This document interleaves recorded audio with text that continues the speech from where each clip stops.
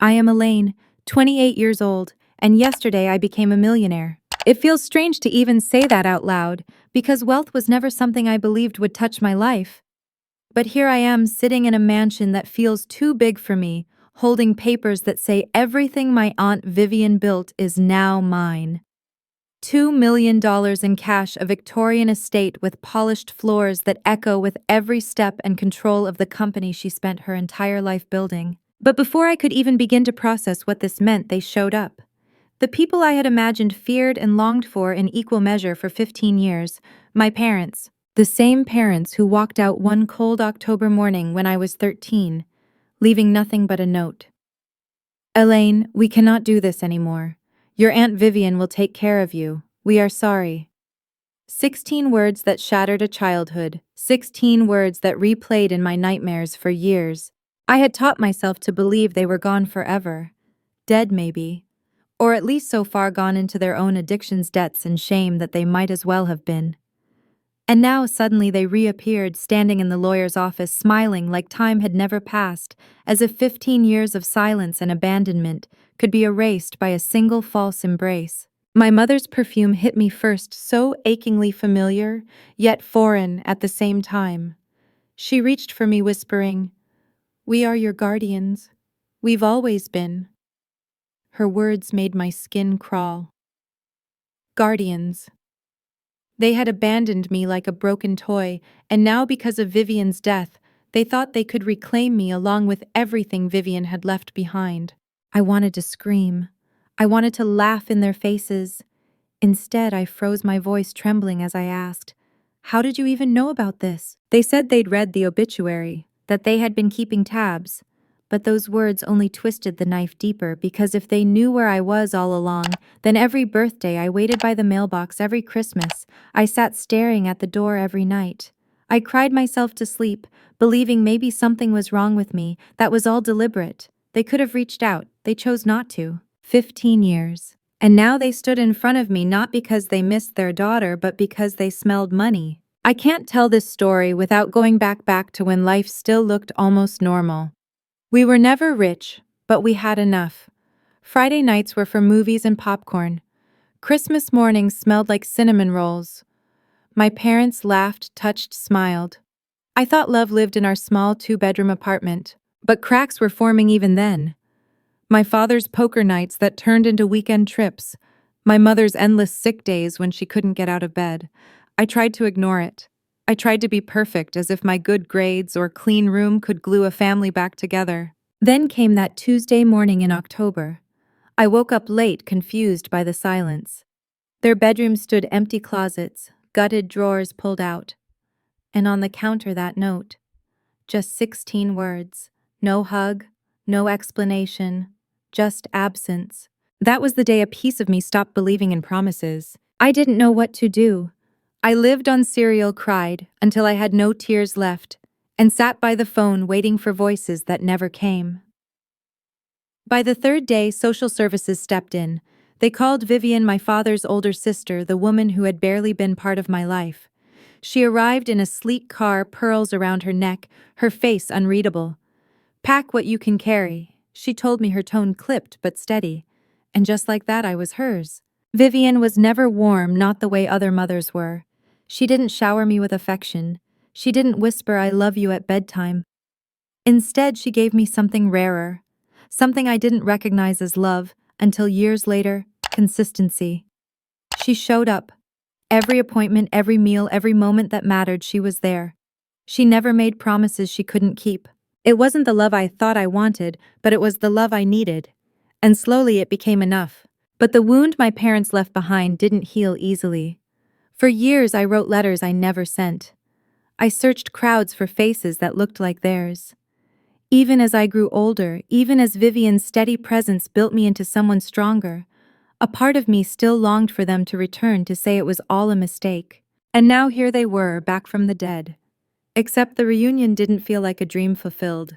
It felt like a nightmare. Because as I sat there in that heavy leather chair listening to my aunt's lawyer read her will, I caught the flicker in my parents' eyes when they heard the words, "The entirety of her estate passes to Elaine Winters." Their posture leaned forward, their smiles sharpened. In that instant, I knew this was never about me. This was about money. The daughter they had abandoned was now worth millions. And suddenly they remembered how to play parents. The silence in that office pressed against my chest, like a weight I couldn't shake. My parents sat across from me, pretending at small talk, my mother remarking about the Arizona climate, my father nodding as though arthritis explained 15 years of silence.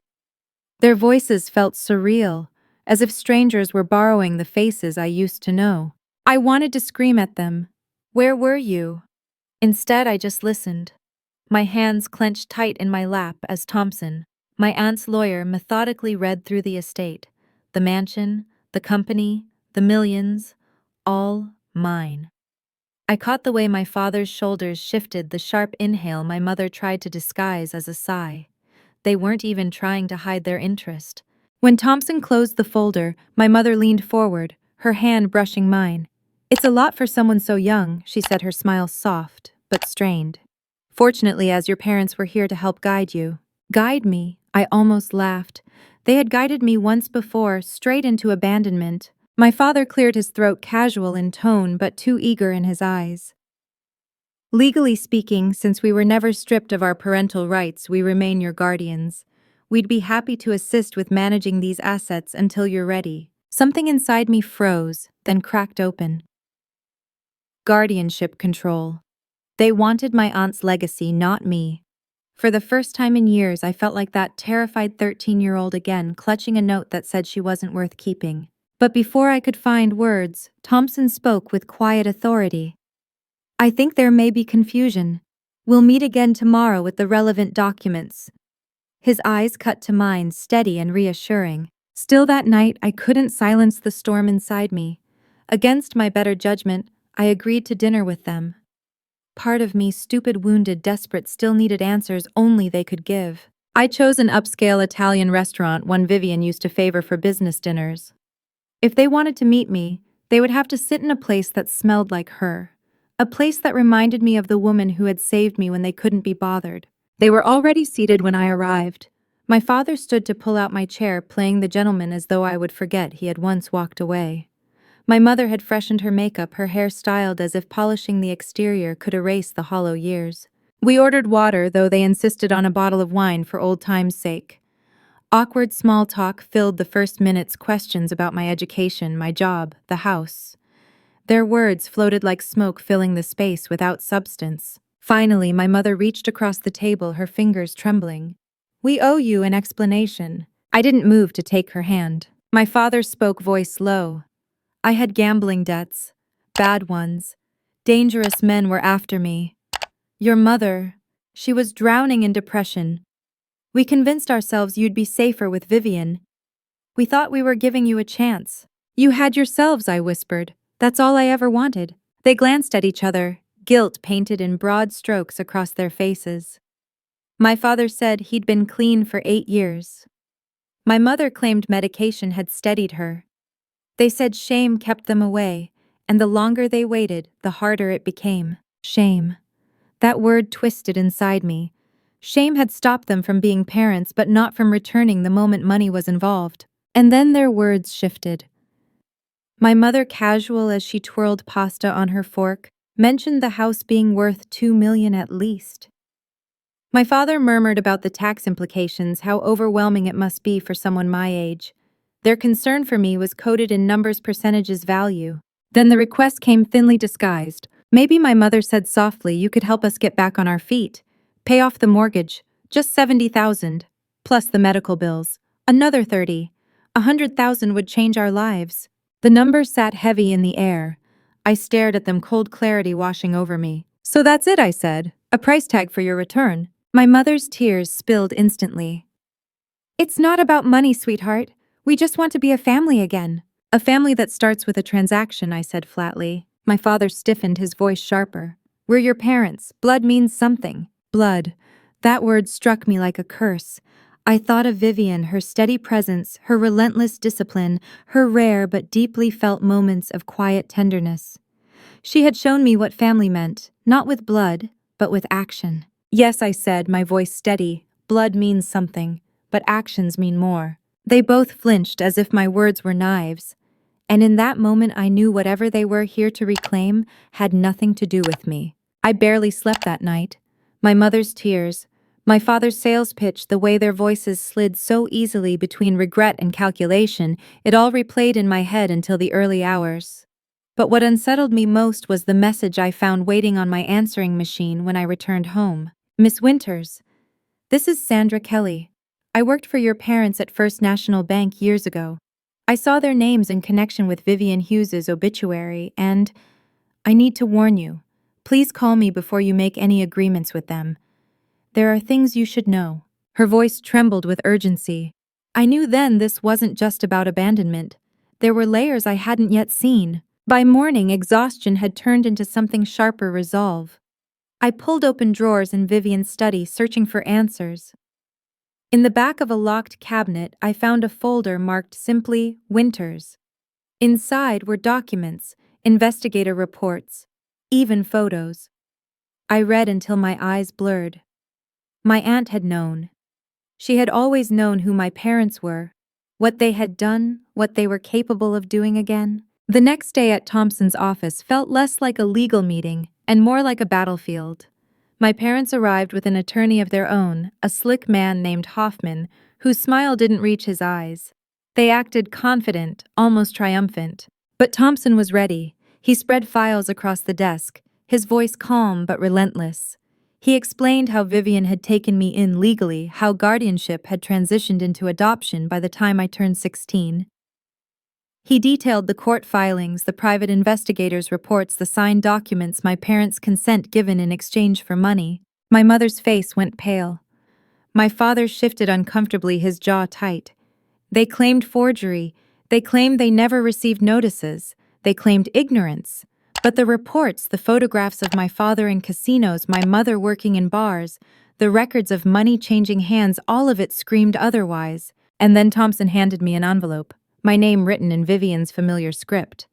My hands shook as I broke the seal. "My dearest Elaine," the letter began. Her voice leapt from the page, steady, unwavering. She explained everything: the blackmail attempts, the lies, the way my parents had tried over and over to extract money, always cloaking it in excuses, gambling debts, fake illnesses, fresh starts. She had paid once out of fear for me. She had refused every time after. And then the words that undid me. "You have been legally my daughter since the day the court approved your adoption. Whatever choice you make about your biological parents is yours, but please protect yourself. Blood does not entitle anyone to the rewards of our work. Remember, family is built through consistent care and sacrifice, not DNA. I am proud of you. All my love, Vivian." I could barely see through my tears. All those years I had wondered if I truly belonged to her. And here was the answer. I wasn't just her ward. I wasn't her responsibility. I was her daughter. The silence in that room was thick. My parents shifted uncomfortably, but Thompson didn't let them breathe.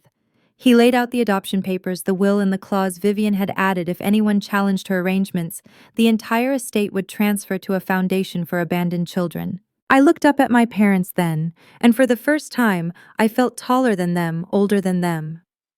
My father's anger cracked through his polished mask. "This is theft," he spat. "You paid us off and stole our daughter." I stood, my voice trembling but unbroken. "No, you sold me. Vivian saved me." Their attorney tried to interrupt, but it was over. Thompson called for security. My parents were escorted out, their voices echoing down the hall. My mother's cry, "We gave you life," chased me like a shadow. I whispered back, though she couldn't hear me, "And Vivian gave me everything else." That night they came to my house. I saw the rental car headlights sweep across the driveway, their silhouettes at my front door. My heart pounded, but I didn't hide. I opened the door and stood firm. "You can't be here," I told them. "A restraining order has been filed." My father's voice rose raw and desperate. "We're still your parents. You owe us the decency of a conversation." "I owe you nothing," I said, the words like iron in my throat. "But you have 5 minutes, then you leave." They pushed past me, their eyes scanning the house like vultures circling prey. My mother's voice cracked as she begged, her tears smearing mascara. My father's words turned sharp, accusing Vivian of poisoning me, of using me against him. I felt the fury rise in me, years of silence boiling over. You left me, I shouted. 13 years old and you walked away. Do you have any idea what that did to me? Do you know what it's like to wait by the phone, to hope every day for a letter that never came, to wonder if you were even alive? They had no answer. My mother wept. My father looked away. And in their silence, I finally understood they would never give me what I needed. Not truth, not healing, not love. Outside, the flash of police lights lit the driveway. Thompson had arranged patrol checks. The officer's arrival was my signal. Your time is up, I told them. My father grabbed my arm, his voice low and venomous. You'll regret this. We can destroy her reputation. We can make your life hell. I pulled free, pointing to the security camera above us. Every word is recorded, just like every threat you've made before. You taught me what family isn't. Vivian taught me what family is, and I choose her. The officer's knock at the door sent them scrambling. My mother turned back one last time, her voice bitter. When the money runs out, you'll have nothing but loneliness. I closed the door, my heart pounding, and whispered to myself, better alone with truth than together in lies. The house felt too big after they left quiet, in a way that pressed down on me. I wandered through the halls past the velvet curtains, the polished wood, the antique furniture that had once belonged to Vivian. Every room echoed with her absence, but also with her presence. Her rules, her lessons, her unspoken love still lingered here like invisible fingerprints. Later that night, I opened the small wooden box I'd found in her bedroom. Inside were mementos she had quietly collected over the years, my report cards, school photos, clippings of academic awards, the program from my college graduation with my name highlighted. She had kept everything. At the very bottom, another envelope bore my name. This letter was different, less formal, more raw. Elaine, I was never good with words. I never said it, but I need you to know I love you. Not out of duty, but because of who you are. Your resilience, your kindness, your strength, despite everything life has taken from you. These have been my greatest joys to witness. I did not give you life, but being part of yours has been my privilege. I signed the adoption papers, not just to protect you, but to claim what was already true. You are my daughter. Be well, be wise, be happy. Mom. That single word, Mom, undid me. She had never spoken it aloud, never called herself that. And yet in the quiet of her final days, she had claimed the role fully. Tears blurred the ink as I whispered into the silence, I love you too. 6 months have passed since that night when my biological parents came banging at my door. Thompson handled the restraining orders, and legally they can't come near me anymore. They tried to stir trouble with a newspaper, but no one listened. Their threats dissolved into nothing, just like their excuses. Life moved forward, though grief still clung to me in waves. I repainted rooms, rearranged furniture, made the house mine while still honoring her. The dining room became my office. The business once entirely hers now thrived under my leadership. I modernized it, online marketing, digital systems, new stores.